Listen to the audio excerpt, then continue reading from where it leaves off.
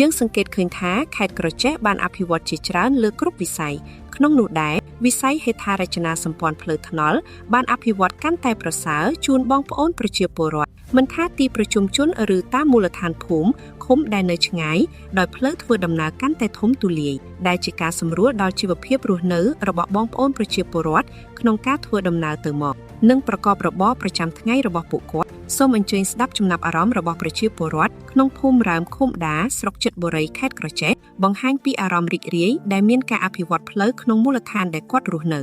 បាទខ្ញុំឈ្មោះម៉ាបងនៅខ្ញុំអ្នកនៅមរាមហ្នឹងហើយកាលពីមុនយើងនៅផ្លូវហ្នឹងវាពិបាកបងមិនភ្លៀងមកម្ដងក៏លុកជីម៉ូតូដឹកអីវ៉ាន់ឲ្យគេពិបាកវេទនាណាដល់បានឥឡូវមកបាន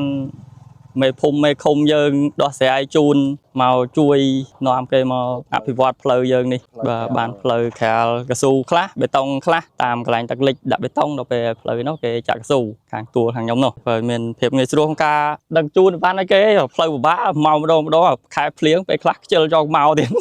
បាទដល់ឥឡូវអត់ទេតែហៅមកហើយដល់ពេលផ្លូវស្រួលទៅយើងដឹកជូនស្រួលហើយអ្នកក្រៅក៏គេចូលមកលេងក្នុងស្រុកភូមិយើងស្រួលហើយអូខ្សែចកាគេមានបឹងមានប្រែកអីតេយើងរត់ត្រីរត់អីបាន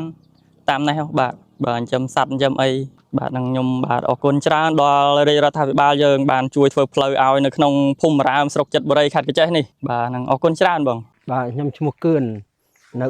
ឃុំដាភូមិរាមអារម្មណ៍ថាសប្បាយចិត្តហើយបានឃើញថាស្រួលបើកបរវាស្អាតជាងមុនល្អពីភូមិកពោទៅដល់អាការជួរចុងភូមិនោះផ្លូវពីមុនឃើញថាពិបាកវាទៀបឥឡូវឃើញថាខ្ពស់ស្មើនឹងស្ពានយើងនេះណាអាស្ពាននឹងគេធ្វើស្មើល្អអត់អីឃើញថាស្រួលជិះជាបរដ្ឋប្រើប្រាស់ឃើញថាទៅសើហើយមានពីធ្វើស្រែហ្នឹងបស្រុកមហើមយើងនេះមានធ្វើស្រែមានធ្វើចកាទេមានចកាតិចតួចដែរចកាតឡងហ្នឹងហើយឃើញថាសប្បាយចិត្តវាធូរច្រើនដែរហ្នឹងណាបាទពីមុនរាំងហុយឥឡូវបាត់ហុយហើយគេចាក់គ្រោះខ្មៅនឹងឡើងឃើញថាឡើងហុយអីបាទអញ្ចឹងខ្ញុំអរគុណណាស់ដល់ថ្នាក់ដឹកនាំបែបធ្វើផ្លូវឲ្យប្រជាពលរដ្ឋយើងខ្ញុំឃើញថាស្រួលបើកបរណាស់ខ្ញុំអរគុណណាស់ខេត្តកញ្ចេះហ្នឹងក៏ខ្ញុំជួយអរដែរឃើញថាសប្បាយចិត្ត